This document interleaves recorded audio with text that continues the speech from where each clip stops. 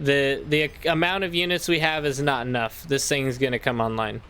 So we're sending full force, 3 dragons pushing in, and this is the moment right here. This is the spot. Like, how on earth we end up getting hit by this Calamity shot after shot, and these dragons come up right on top of it, right on top, right in time.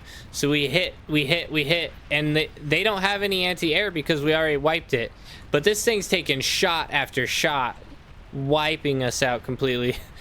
Even the pawns are putting in hits on our dragons. Anyway, they got decent shots on us, but we wipe it out. Thankfully, just in time. Lord James coming up here with the D gun, getting ready to finish the corpse so they aren't able to use it in the future. Welcome to another Beyond All Reason video. Today we are going to be checking out a game, looking at some high-level players here.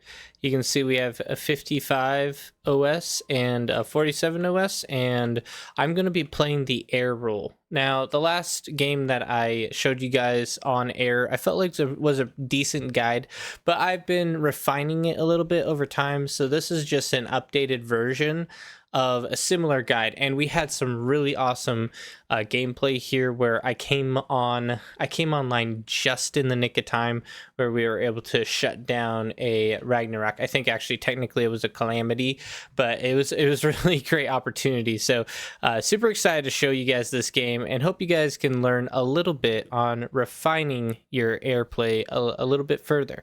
Also, check out the shirt. We got some Jaws Munch t-shirts. If any fans out there want to support the channel, they are going to be dropping soon. They're not fully onboarded yet because I want to just verify the quality is strong enough, and so I've been testing them a little bit more. But if you guys also want to check out some of our mouse pads, those are available as well. If you get value out of the content, definitely be sure to subscribe. That helps out a ton and helps the algorithm push it to more people, and so more people can find Beyond All Reason and start playing this amazing game, which I know we all enjoy vastly. And then also you can check out in the description below, we have a Discord page where you can hang out with us and also come in contact with me more in like personal conversations and stuff, and suggest ideas for the YouTube videos, things like that, or even coordinate games and stuff. So that's available for those who might want to check that out. Anyway, let's go ahead and get into this game. So just starting out with the basic build. We're not going to go too deep into the beginnings of it. 2 mexes, 2 windmill, and going into our 3rd windmill, not energy stalling at all, which is great, and getting up to our 60-70 energy, which is where you need to be for a proper factory. We got our 70 energy income going into our factory now, and I'm going to be doing some scouting right off the bat. I already asked if I can buy a con over here, which he said yes. This guy wanted a transport, if I remember correctly. One of these, or someone on the team, I believe, wanted a transport. Anyway, so I'm getting out a fighter right away, and this fighter I'm going to send to try to shoot down the air player, anything that he might be sending out. It looks like he's going for a fighter as well, and I think I might actually shoot that down. Let's go ahead and keep an eye on that. But yeah, this is a strategy you can do in case they don't end up building a T1 con. You can potentially shoot down their constructors that they have at their air lab if they're producing constructors. So that will be a decent value. We got our transport out here to collect our T1 constructor. And this is where, like, there's a lot of things that people don't realize happen with air, and air is just a very busy role. There's a lot of things you have to deal with. You know, people kind of give it a hard time and say, oh, you have nothing to do, you just patrol your fighters and stuff, but there's a lot of micro and macro that you have to do that isn't quite as common with some of the more basic roles like front lines and like support positions. They're not going to be quite as intensive. because you have to purchase a con from your ally just right off the bat, transport him over, and get like your economy jump started with that. That's a bit more micro than you would have to normally do on the front line, I would say. It can be a little bit tough to get the hang of. Anyway, where's our fighter at here? Think he might have ended up getting shot down or something, but we got a couple kills off, I think, on that, so it wasn't a bad deal. No, I just sent him to patrol. Yeah, he was lower HP and I sent him to patrol. So we got our con coming in. We're going to be dropping him off to get this guy working on mexes down here, which is always a good play. And then we're going to start just boosting our lab, getting a couple more fighters out, and eventually getting to the point where we will upgrade our energy quite a bit and get some extra build power. We are kind of stalling on build power right now. We have plenty of energy, but not enough actual build power going in. So that was kind of my bad there. We're gonna start getting a T1 constructor turret up, which is perfect. Going into a line of windmills as well. Just keep an eye on the front. It wouldn't be a bad idea also, if for some reason the lines are collapsing quite a bit and you feel like your team needs it, definitely get out some early shuriken. The shuriken can help hold any pushes or leaks that may happen across the map, but we have decent control of the front lines, and it doesn't really look like we have any need for shuriken. It's just an option you can go for. So we got windmills, and I'm actually specifically boosting our energy because I want to have a decent amount of energy when it comes to T2. We're going to be keeping an eye on this guy, and we should see T2 coming out relatively soon for us. I don't think I paid yet. Oh, I did already pay, but he was just not able to get all of it like actually built in time yet. So we stalled on the payment because he's maxed out on metal, which is crazy. So we're doing great. I mean, T1, we're gonna eventually do actual decent T1 specific air guide, and that's going to be later. Give me 1 second, guys. Alrighty, we are back again. Sorry about that. So yeah, we're looking at a T1 air guide. We'll probably be doing a more specific version, going into everything that you need to really be thinking about when doing air, and some of the processes you go through in like preparing for your transition, because I think the T2 transition is really, really important in any either frontline, air, whatever position you're playing. T2 transition is going to be the most important thing you can do. But we'll be producing some guides like that, more specific, like section by section, whereas these are a little bit more of an overview. And then we're also going to be doing a T2 guide as well. I have to separate them just due to how air works. It doesn't make sense for me to do them combined, really, just because it's not the most efficient way of doing things. Anyway, so we got our a couple Sherries coming out. That's good to get out just in case. We have a couple guys pushing in on blue here, which kind of sucks. It's the top level players versus each other, a showdown of the century. So we got some fighters coming out, Sherry's coming out. We are still decently low on energy just because our wind speed is down to 2, and he's just got our constructor up, which is fantastic. We want to get this guy going on mexes as quickly as possible. Obviously, it stinks that we don't have any wind power and no energy saved up. It's just going to be hard to get things rolling there. But we're going to try to get these going as quick as possible. Let's go ahead and push past this stall. And that's another thing. Like, you guys might be used to a lot of timings and stuff with different RTS games, and that's not quite as possible to do with Beyond All Reason, because the game is just so RNG with the wind. You know, if your wind speed is worse, you're never going to get the timing right on a bunch of the different builds and stuff that you might have. So it just varies. Like, you could have a 6-minute eco due to the fact that wind was stalling the whole time, and you get a 6-minute T2 transition, and that sounds like a really slow transition, but it was the fastest it could be due to the wind speed. So there's a lot of things like that that are just completely out of your control. That's why you don't see as many build guides for bar, and it's because every single game, just you have to ebb and flow with what's happening in the game.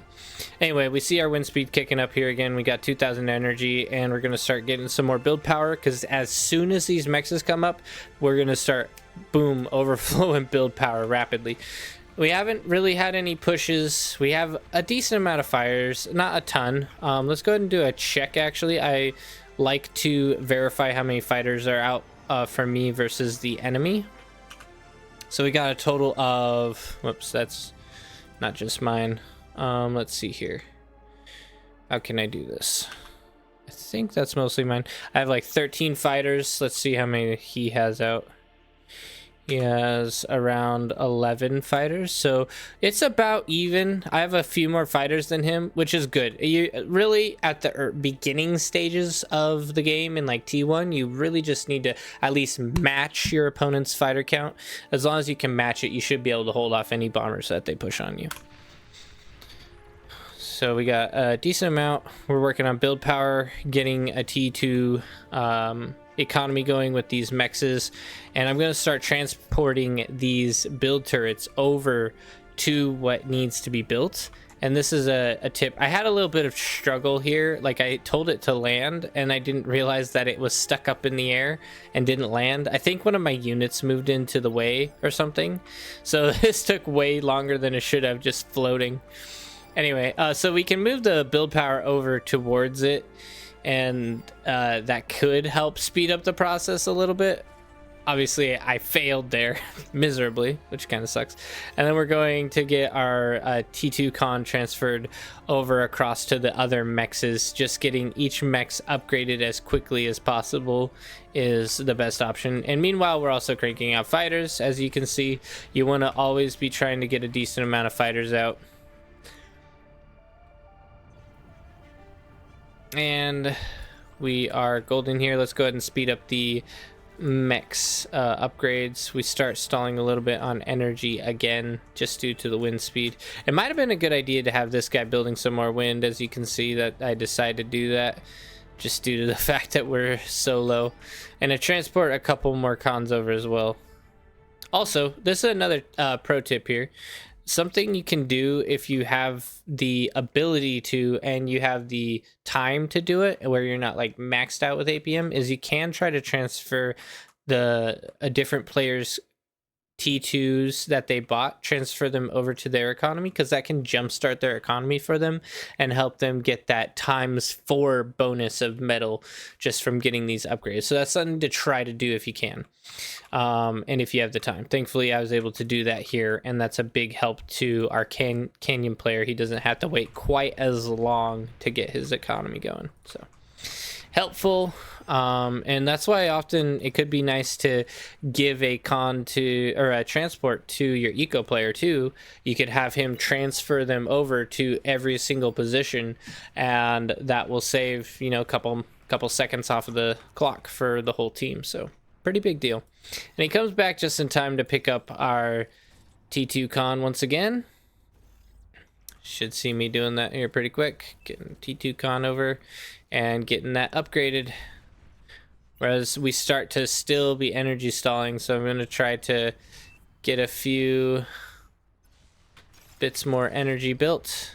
Got this guy upgrading here, and we still have a decent fighter wall. I think they might have a few more than me at this point. They have 13 fighters here. I have a total of 22, so I'm still ahead in fighters, which is kind of surprising, honestly. I think they're about the same speed of upgrading everything as me, except they didn't get their last mechs, which was kind of silly. They should have definitely gone for that. Every mechs counts. And then we're going straight into the fusion, and I believe I started building my T2 for a second. Maybe that was a different game. Anyway, so we get our fusion up, which is very, very important. Getting fusions up after you get your mexes upgraded is the very next thing you need to do. It's very, very important because that'll give you a slight boost in energy, and that can get your energy conversion started, and it just is the beginning of scaling economy. So after you finish upgrading all of your mexes, this is something that applies not only to air, but it also applies to your frontline positions. As soon as you finish upgrading all of your mexes, you should get a fusion up as quick as you can.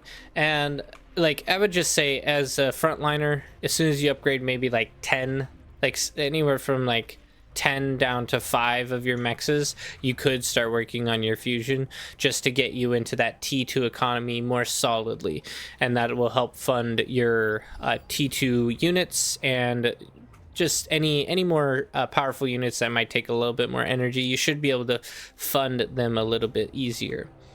So we're just trying to get enough energy to build this thing, and it's taking forever. So we're just spamming T1 solar, which just grinds my gears, you know. You gotta love it when you have to spend metal on T1 solar, but when wind doesn't cooperate, it doesn't cooperate.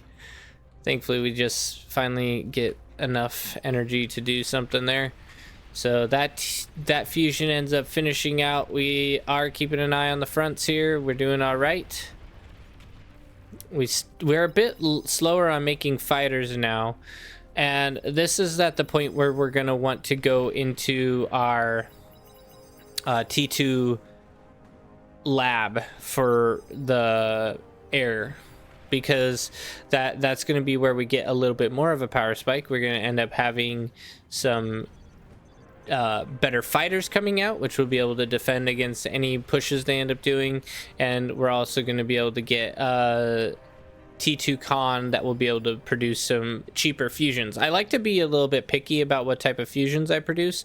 The Armada fusion reactor is cheaper than the Cortex fusion reactor, but the Armada advanced fusion reactor is more expensive than the Cortex advanced fusion reactor. So those are some things you got to think about as well. Anyway, I'm kind of surprised it took me this long to get my T2 up here. Let's go ahead and speed this past. Wondering when I decided to do it. There, I finally decided to do it. T2 going up, and we also have we also have a decent amount of build power coming out. My rule, so I've had this question asked a lot, and I've actually been like, a lot of people question what on earth I'm doing. They're like, man, you're floating 1,000 metal, you're floating like, you know, 1,800 metal. That's a lot of metal. But my rule of thumb is, as long as I am not overflowing metal, I'm in an okay position, because I'll be able to get my build power up eventually to the point where it matches my income. And so I don't really worry too much about it as long as I'm not overflowing my metal. Some people are more picky about it. You do what you want. That's just how I am. That's how I play. I prefer to just worry about it when I get closer to overflowing. So we got our T2 coming up, getting a couple more constructors out, and also still continuing to boost our T1 fighters, because we want to make sure that we are prepared for bombers. So this is something that is different from the last guide that I posted, and that is that you want to get fighters out consistently throughout the whole time. And it's very important. If you don't have a solid wall of fighters, you're going to be easily overwhelmed. And I don't know what the other air player is planning on doing. Maybe he's going to be going for like an early bombing run. Who knows? So I need to be prepared as much as I can to help defend against any bombing runs. So I've been practicing more on that, getting dedicated build turrets on the T1 lab until you get your T2 economy solidly set, which I should start getting my T2 fighters up here pretty soon. We end up stopping this push here, which is excellent. That helps lower the amount of damage that we're receiving over here. Canyon's kind of in a bit of trouble though. Just throughout this whole time they struggle with holding off Canyon. I try to help with a little bit of stun there. And we should be getting our T2 fighters up here pretty soon. We got one Aphis going up. We have a ton of metal, which is insane. So I really need to get more build power out as well. But I'm really worried about Canyon. That's one thing on glitters. So if the Canyon falls, the air player is gonna fall. So this is really a high priority for me right now. I'm very, very worried about the amount of damage that is being received on the Canyon side here. KZ is just putting in some work. And air is coming in to support him, which is really not good for me.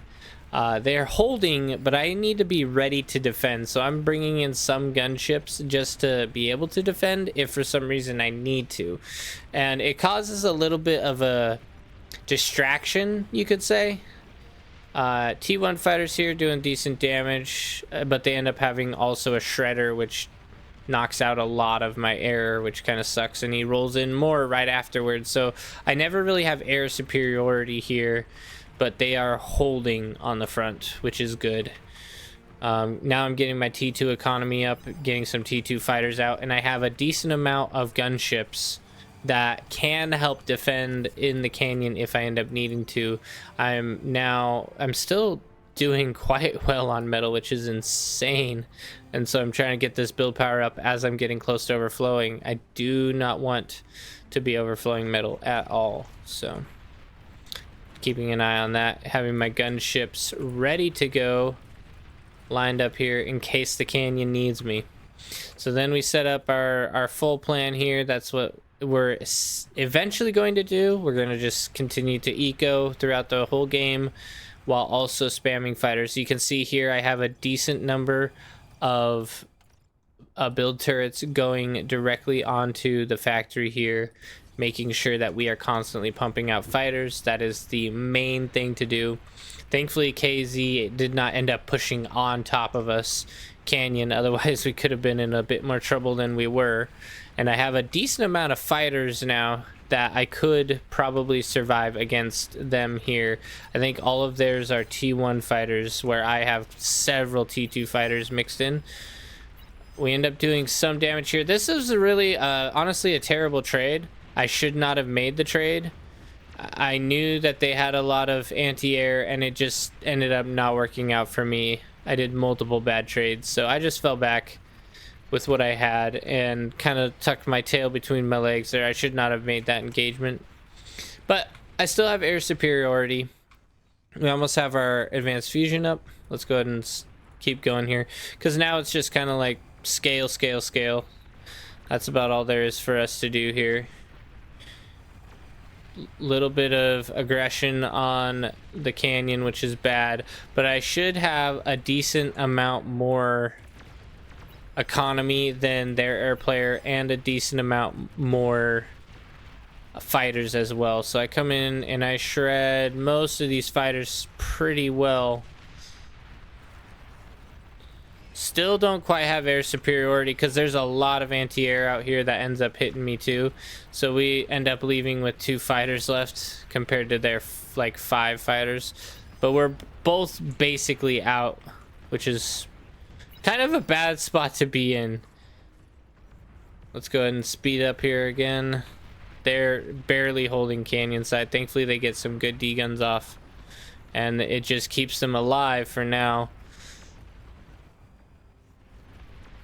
And I gotta get fighters up ASAP because of how low we were. I know Canyon's holding, but they're not holding very well. And I'm really hoping that my team ends up coming in to help kind of hold this position, because that's the only way Canyon's going to survive. I get a couple more gunships just to help a little bit with the push here. And the gunship comes up just in time to help take down this bull. But there's a lot of units that push in, and they're just barely surviving, barely holding. And that's when our allies finally came to help, which was really, really important. We ended up getting pushed here by a bunch of grunts that got absolutely shredded. So it was perfect positioning. And yeah, we're holding. We have about the same amount of fighters, I think. They still have T1 fighters, 28 of them. I got like half T2, half T1 fighters, and I got around 30 35 fighters, so we're holding well. And I got a couple gunships. I think my economy is better. Let's go and check that. I'm at 130 metal income compared to their air player, which was Bionic. And he's at 90 to 50 metal income. So I'm definitely outscaling him, which is good. I mean, I should be outscaling him. I'm a little bit higher OS, so I should have a better handle on economy. Let's go ahead and move on past here. So they end up pushing in again with even more stuff. KZ is just bringing a relentless force on the canyon here, which is a pain, denying a lot of metal for the canyon side. We're just spamming fighters, trying to keep them pushed back. Blue is holding, but there's a lot of damage here being done on his factories he has towards the front line. Thankfully, green's making some moves on the front here. Good kills as well. So yeah, we're keeping on, spamming those fighters, continuing to spam our economy, because economy is the backbone of your army. Okay, we got a single plane they sent in to scout, which didn't really do much. I never realized how ahead I was in economy compared to them. Then KZ starts sending in a massive group here. I have a couple gunships, but I don't think that's going to be enough to really do damage to this group here. So I send some of my gunships to try to help take these guys out.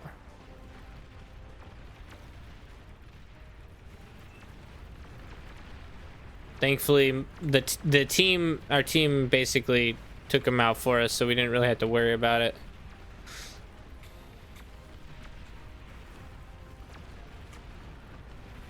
And I promise, guys, this is gonna end pretty spectacular. You're gonna see how close this game actually got, and it was pretty intense. So over here you can see they have aircons working on a massive amount of constructors, and generally you know what that signals.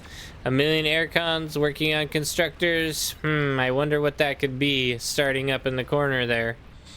Anyway, we're holding, we're producing, we're starting to work on dragons because we were overflowing metal a bit. And we just decided, you know, we need one dragon out just in case, so we get one of those up as well. Just overflowing energy a little bit. Not fully. We're mostly keeping up with it, but we're overflowing a little bit. Front line still holding, but having a lot of waves of attack. Now here I just am testing the strength of the enemy there. So you might wonder, like, why on earth would I send all of my fighters in by themselves? Like, what was my purpose there? And the only reason I do that is to verify that there are no more fighters. So what I see a lot of times, what'll happen, let's go ahead and pause this. What I see a lot of times as an air player is someone will go like all in with a bombing run, but they won't verify they have more fighters first. So they full send their bombers and fighters, and then come to find out they didn't have enough fighters and they lost the fight, which means that all of the bombers they had built up ended up getting destroyed on the front line from a wave of fighters. So if you send in your fighters first, verify that all of the enemy fighters are wiped out, then you know you can do an attack without any risks, or at least without minimal risks. So that's what I was doing. I was verifying I have air superiority. I can push in and attack them as an air player without any repercussions, really. So I know I have the air superiority. I have a couple dragons out and a couple gunships. And we recently got sight of a Calamity coming up right now. And anyone who's played Beyond All Reason knows Calamity equals a bad deal. So we are now on high priority mode. We have to shut down this Calamity. There's no way we're going to be able to survive it. So we just get a couple more, because I feel like, okay, I need a couple more dragons if we're going to be able to survive attacking a Calamity. I know I have air superiority. I just keep coming in, sending waves of fighters, verifying that I win. I shut down air economy. So I know I have air superiority. I got my gunships prepped. My whole team is sending units over here to try to take out this Calamity, but this thing is building, and it's building fast. The amount of units we have is not enough. This thing's gonna come online. So we're sending full force, 3 dragons pushing in, and this is the moment right here. This is the spot. Like, how on earth we end up getting hit by this Calamity shot after shot, and these dragons come up right on top of it, right on top, right in time. So we hit, and they don't have any anti-air because we already wiped it, but this thing's taking shot after shot, wiping us out completely. Even the pawns are putting in hits on our dragons. Anyway, they got decent shots on us, but we wipe it out. Thankfully, just in time. Lord James coming up here with the D gun, getting ready to finish the corpse so they aren't able to use it in the future. Those dragons were a saver. Now let's look at the damage over here. They wiped out Blue's entire economy, wiped out all of the eco build power, and they wiped out all of my build power, but we survived it just in the nick of time with a couple dragons coming to do some damage. Thankfully we had that air superiority, otherwise we would have lost this game for sure. That you never want a Calamity or Ragnarok hitting you for an extended period of time. That's just gonna be GG.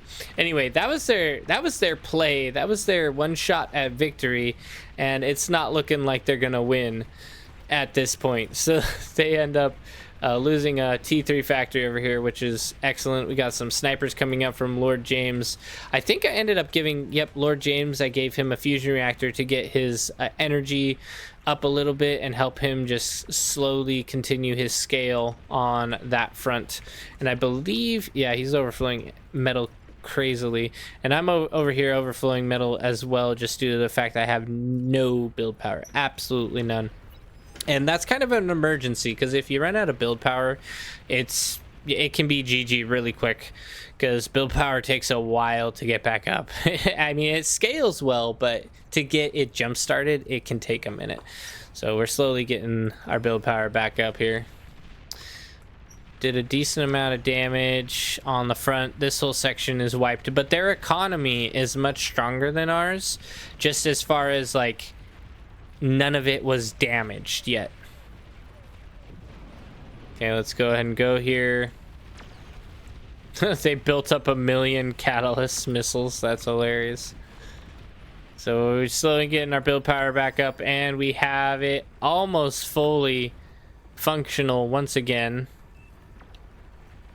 Cranking out more fighters. And we're gonna prep for another dragon push here pretty soon. They got a huge attack on Canyon, but it's not enough. They fall back. And it looks like, okay, so this egg roll decided to do some bombers with not enough backup, so they all got shot down. It was a little ridiculous. He definitely should have made sure he had superiority first.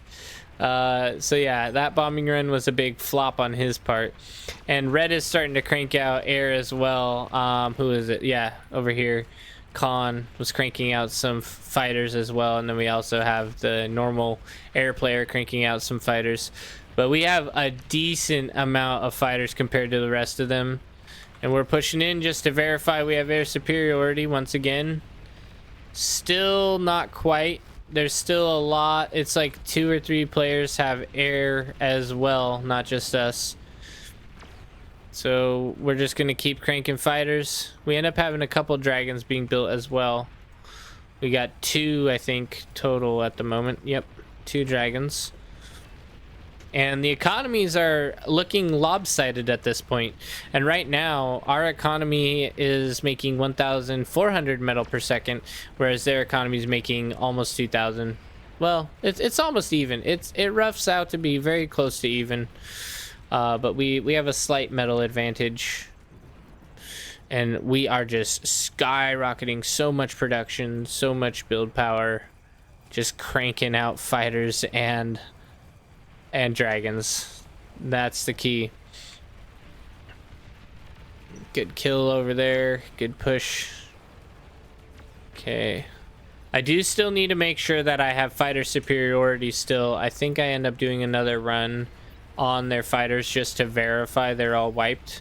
I just need to give it a little bit of time. Dragons do take a lot of metal. Let's see, 3 dragons is 15,000 metal, so that's quite a chunk, quite a hefty portion.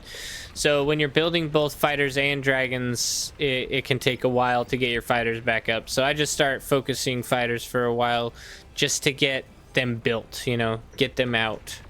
Because fighters are the backbone of dragons.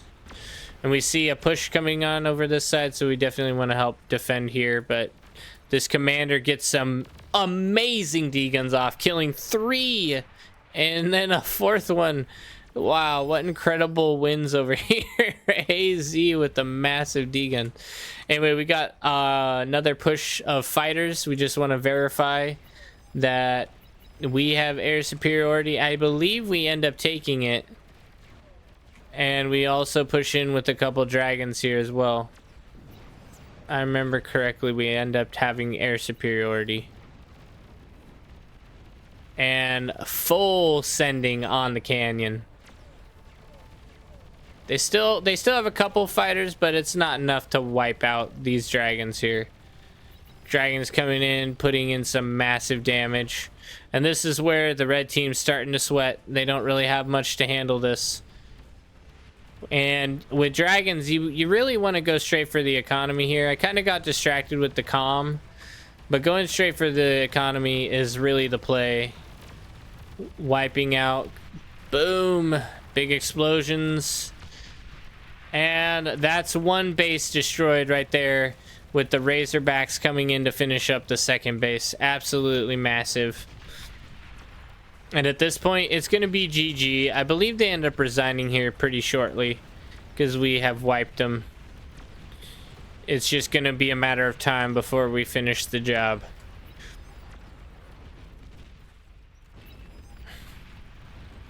Looks like they're still in it, still holding. Going for another lol cannon. Incredible choice. Although I don't think they're gonna have the time to do it. Boom. Yeah, that's their air player wiped right there. Right there. It's over. Holding the front. So air is really quite a powerful play. You can get just that little edge that you need to push your team over the top. And that's why you can see a lot of people are building air here. And this is a high level lobby. And there's a reason why they do that. It's because air has such a significant role. But if you scale your economy properly, you can really start cranking out massive amounts of units so that regardless of how many players they have go air, you'll be able to take them out. So this is game. They call it right here. Boom. So we got lucky with those dragons coming online just in the nick of time. I hope this gave you a little bit of inspiration and gave a little bit more proper understanding of your air economy and air strategies, and a better focus on fighters compared to the last guide that I did. I hope this kind of corrected some issues with that guide and gave a little bit of explanation. Anyway, thank you all for watching. I hope you enjoyed, and as always, I will see you on the battlefield.